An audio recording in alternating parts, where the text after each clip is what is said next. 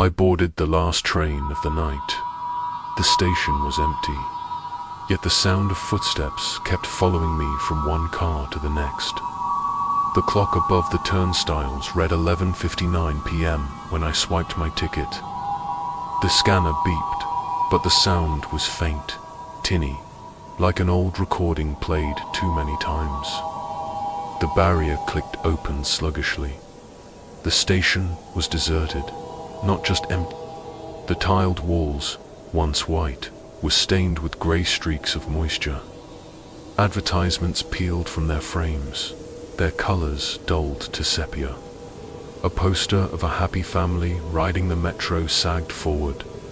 Their faces faded until only pale ovals remained where eyes should have been. A low hum filled the space, the buzz of old fluorescent tubes struggling against the damp. A single bulb popped, fizzing before going dark, leaving a stretch of shadow that seemed to crawl down the wall. The sound of dripping water echoed from somewhere down the tunnel. Steady, relentless, drip, drip, drip. The rhythm was so precise it felt deliberate, like the ticking of a clock. I adjusted my jacket and started down the escalator. It wasn't moving, its steps frozen in rust. My shoes slapped against the metal, echoing down the shaft. The echoes came back, wrong delayed, doubled, as if someone else followed a step behind me. I froze. The echoes froze too. I turned, but the landing above was empty. Just the dark ceiling and the flicker of fluorescent lights. When I reached the platform, the vast emptiness hit me. It was cavernous, a hollow belly of concrete and iron, breathing in the smell of wet stone and old electricity. The benches were coated with dust. The tiled floor bore black stains that looked like footprints left in soot. But there were too many, overlapping, tangled into shapes that didn't resemble human movement at all. A digital sign flickered above the tracks. Last train, 12 a.m. on TIM9. The numbers, stuttering into symbols I couldn't recognize. Infinity. Then they stabilized again. A draft whispered through the tunnel, bringing with it a smell like rust and ozone. My skin pricked lead dot. Then, far down the tracks, I heard the groan of metal, the shriek of brakes. A light bloomed in the black throat of the tunnel, to faint at first, then flaring. The train's arrival should have been comforting, but instead, the glow looked like an approaching fire. The last train slid into the station. Its body was smeared with grime, windows dark as mirrors. The reflection of the platform flickered across the glass, warped and stretched. For a second, I thought I saw faces in them. Dozens of them, all pressed against the inside, staring out. But when the train stopped with a screech, the windows showed only my own reflection. Distorted dot, the doors opened with a sigh, releasing stale air that smelled of old metal and wet dust. No one got out. No one was waiting to board except me. I hesitated. Every instinct screamed not to. But the silence behind me was heavier than the train itself. The station didn't feel safe anymore. I stepped inside. The doors closed with a metallic snap. It sounded less like machinery and more like a lock. The interior was worse. Rows of empty seats stretched ahead, their vinyl cracked and sticky. The fluorescent tubes overhead flickered, dimmer than the platforms, making every shadow look deeper, more permanent. I chose a seat in the middle and lowered myself cautiously. The train jolted, lurching forward like it was waking from a bad dream. For a moment, all I could hear was the rattle of wheels against track. But then, faintly, came a sound from the far end of the car. Footsteps, slow, deliberate, heel against floor, toe dragging behind. I whipped around. The car was empty. I turned back, trying to calm myself. My gaze drifted upward to the digital clock above the door. 12 a.m., the numbers blinked once, then began to run backward. 11:59. 11:58 las 11:57. The air grew colder. My breath clouded faintly in the weak light. The footsteps started again. Louder this time. Closer, but the aisle remained empty. I realized then the sound wasn't in front of me.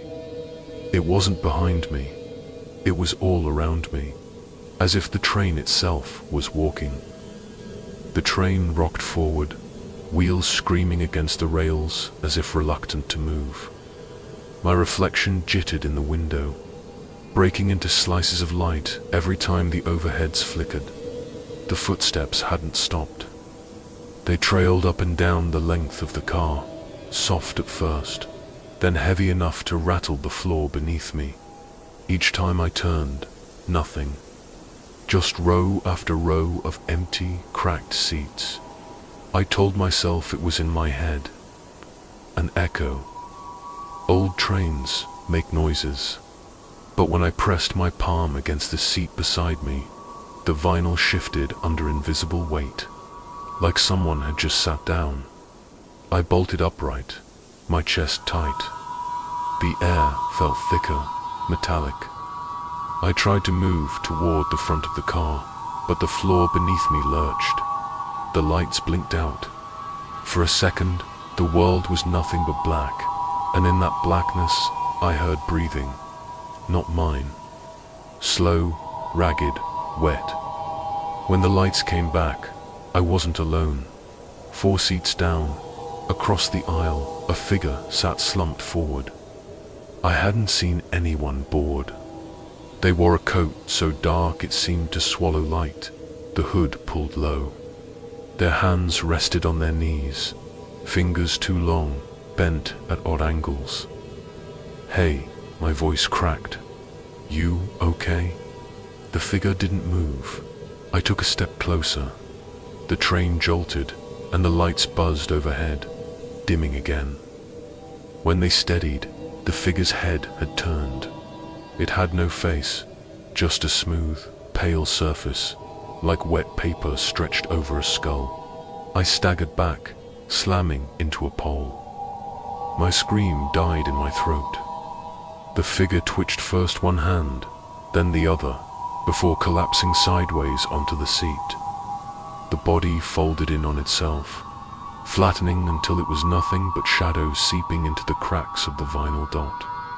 The footsteps started again. This time, not one pet. The sound filled the car, overlapping rhythms, moving up and down the aisle, circling me. I pressed myself against the window, eyes darting. Still no one there. The train slowed. Relief washed through me. A stop. Maybe someone would be waiting. Maybe I could run. The brakes screeched, sparks flashing outside. The train lurched to a halt, and the doors hissed open. I looked out. The platform was wrong. The tiles were fractured. The ceiling lights hung loose, dangling by wires. The signs overhead glitched, stuttering between station names I didn't recognize. For 1 second, it read, "Arrival, 12 a.m." Then it flashed symbols again. Infinity, infinity, infinity. And the platform wasn't empty. A crowd stood waiting, shoulder to shoulder. All of them facing me. All of them perfectly still. Their heads tilted at the same unnatural angle. The lights flickered, and their faces blurred. Not gone like the figure inside blurred, smeared like wet paint dragged across canvas. Eyes stretched, mouths melted into grim slits, noses erased. They didn't board. They didn't move at all. The train doors hung open. Waiting, and then, one by one, the passengers on the platform lifted their hands. Every single one of them, palms outward, fingers too long. Their hands trembled in unison. The doors slammed shut, before any of them could. Enter. The train jerked forward. I collapsed into a seat, shaking. My eyes darted to the digital clock above the door. The numbers skipped wildly, no longer counting backward, but cycling. 12 o'clock, 11:59, 11:58, 12:01, 12 o'clock. Faster and faster until they blurred into nonsense. The footsteps returned, circling closer, and this time a whisper rose beneath them. No exits, only arrivals. The clock above the door spun so fast, the numbers blurred into streaks of red. My stomach churned with every flicker. The footsteps hadn't stopped. They paced the aisle like restless animals, circling me in a rhythm that never aligned with my own breathing. I squeezed my eyes shut, whispered to myself, "It's just a train." Just a train. When I opened them, the windows were no longer black glass. They showed stations flying past, except they weren't stations I recognized. Some were submerged, water lapping against tiled walls. Others were filled with rusted machinery and broken mannequins slumped across benches. Once, I saw a platform covered in dirt, grass sprouting between the cracks, as if it had been abandoned for centuries. Each time the train slowed, my pulse jumped. Maybe I could escape. But every time the doors hissed open, there was nothing on the platform but silence. No people, no exits, only tunnels stretching into infinite dark. I decided to move. Sitting still was driving me insane. I stumbled toward the front of the car, gripping poles as the train swayed. But when I reached the sliding doors to the next carriage, I froze. Through the glass, I saw myself, sitting exactly where I'd just been. Same jacket, same slumped shoulders, same terrified eyes staring back at me. I staggered away, heart hammering, and the doors slid open with a hiss. The other me didn't move. It just stared, expression blank, as if waiting for me to take its place. I backed into the aisle only to hear the doors at the opposite end slam open. Dozens of faceless figures spilled inside, heads tilted, hands trembling. Their movements weren't natural. They glided, jerking like old film frames, skipping. Each step left faint smears on the floor, as though their bodies dragged shadows behind them. I ran for the other door. The duplicate me was gone. The seat was empty. I shoved through into the next car, and the next, and the next. Each one was identical. Cracked seats, flickering lights, digital clocks spitting broken numbers, the smell of rust thickening with every breath. I lost count of how many cars I passed. 10, 20, 100. They looped endlessly, repeating like a maze with no exit. Then I noticed the details changing in one car. Every seat was occupied by mannequins in business suits, their heads bowed, hands folded neatly on their laps. In another, the windows showed not tunnels, but walls of teeth grinding slowly against each other, sparks flying as enamel scraped enamel. In yet another, the lights were gone entirely, and the only glow came from symbols carved into the floor. Circles, arrows, the number 8, stretched sideways into infinity. Each door I passed through pulled me deeper, further from the idea of train at all. My footsteps no longer echoed like shoes on metal, but like chalk dragged across a board. Finally, I stumbled into a car that was silent. No flickering, no shadows, just silence. Relief almost broke me, but then I saw the mirror. It wasn't supposed to be there. A full-length mirror stood at the far end, bolted to the doors like it had grown out of the metal. Its surface shimmered faintly, rippling like water. I approached slowly. My reflection stared back, but wrong. The eyes were hollow, the mouth stretched wide into a grin that split too far. My reflection raised its hand before I did. Behind me, the faceless figures had followed, filling the car, lining the seats, pressing their long hands against the glass. Their heads turned in unison toward the mirror. The clock above the door screeched, its numbers tearing themselves apart.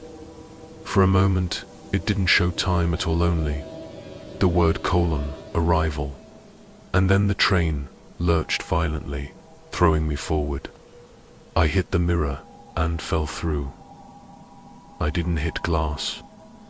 I hit cold air and the sharp smell of iron. The mirror swallowed me whole and spit me into a place that was shaped like a train car, but stripped of everything. That made it one dot, no seats, no poles, no ads.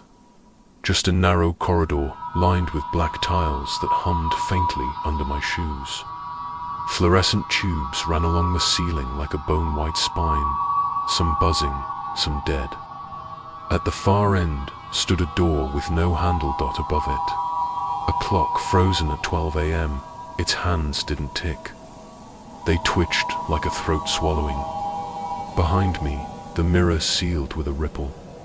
My reflection stayed inside, smeared and pale. Faceless passengers pressed against the glass, tapping their long fingers in a rhythm too steady to be random. On the digital panel above them, a single word flickered in and out. Arrival. I moved forward slowly.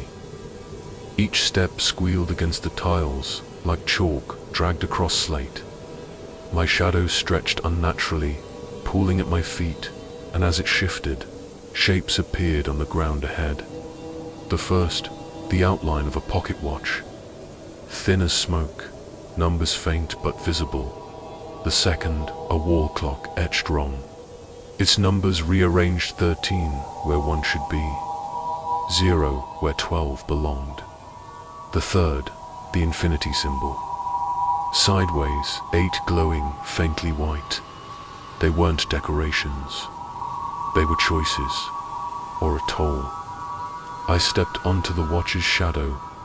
The tiles shivered. A relay deep in the walls clicked. Overhead, 1 tube went dark. Payment 1, a voice whispered, thin as static. The wall clock's shadow came next. My shoe touched it, and the hands spun backward in a single violent jerk. The corridor buckled sideways like a ship struck broadside. I slammed against the wall, barely staying upright. Payment 2, my chest burned. The air was thicker now. Tasting of iron coins left too long in the mouth. The infinity mark lay ahead. It looked like a seam in reality, folded back on itself again and again. I pressed my heel down. At once, the lights died. A ringing filled the corridor, thin, endless, bone deep. The mirror behind me opened. The faceless peeled through, tearing themselves free like stickers. They landed silently, heads tilting, featureless faces straining toward me. Their hands spread like nets. I backed against the door. The clock above it twitched. Its hands shook backward a notch. Fragments of red light bled into the air. 11:59. On the tiles, a new shadow appeared. A ticket stub. Above it, cracks in the floor formed 2 words. Admit 1. I dropped to my knees, searching my pockets. My hands shook. All I had was my grandfather's watch, dead for years, cracked face, leather band stiff with age. I pressed it against the ticket's outline. The glass bit my thumb. Blood welled and streaked across the dial. The corridor groaned. The door exhaled. Hinges screeched. A seam appeared. Beyond it, brass letters shone faintly in the dark. Exit. The faceless closed in. Their smooth heads brushed my shoulders. Their hands left trails of cold wherever they touched. One leaned close enough that I almost saw features beneath the skin eyes dented. A seam of a mouth dot in the mirror. My double pressed forward. Blank eyes. Wrong grin, waiting to replace me. The door dragged open an inch, then two. I shoved my body into the gap, forcing my way through. The exit door beyond resisted as though the weight of a crowd leaned against it. My spine screamed as I pushed. It gave, and I tumbled out. Not into darkness. Not into hell. Into a platform. Fluorescent lights buzzed overhead. A janitor mopped the tiles. A cop leaned against a wall, yawning. A handful of commuters stared at their phones. The train down the platform waited, doors open like a mouth. For a moment, everything was normal. To normal, then I looked at my hand. The cracked watch ticked.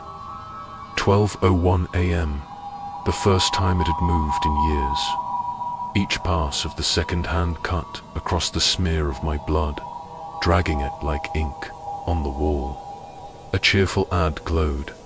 Safe travel, trust the metro. The smiling family's eyes were blank, bleached. Until the light flickered, then, just for a breath, they were watching me. A tremor rolled through the tiles. The platform's clock skipped forward, then backward, correcting itself politely. Far down the tunnel, a light bloomed dot. Arrival.